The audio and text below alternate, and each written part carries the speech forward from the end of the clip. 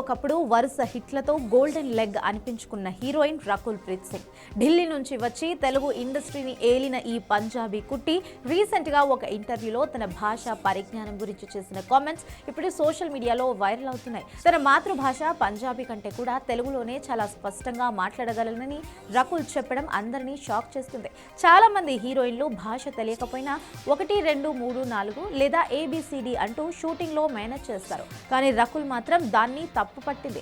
ఏ industry అయితే మనకు అన్నం పెడుతుందో, ఏ ప్రేక్షకులు మనల్ని స్టార్లను చేస్తున్నారో ఆ భాషను నేర్చుకోవడం మనం ఇచ్చే కనీస గౌరవం అని రకుల్ స్పష్టం చేశారు. డైలాగ్స్ అర్థం కాకుండా కేవలం అంకెలు వల్లవేస్తూ ప్రేక్షకులను మోసం చేయడం తనకి ఇష్టం లేదని ఆమె చెప్పారు. రకుల్ పుట్టింది పంజాబీ కుటుంబంలో అయినప్పటికీ ఇప్పుడు ఆమెకు తెలుగుపై పట్టు ఎక్కువ.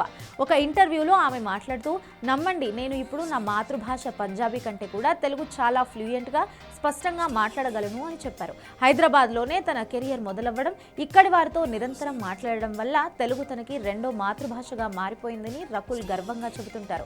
ఆమె మొదటి సినిమా వెంకటాద్రి ఎక్స్ప్రెస్ సమయంలో కేవలం బాగున్నారా అనే పదం మాత్రమే తెలుసట.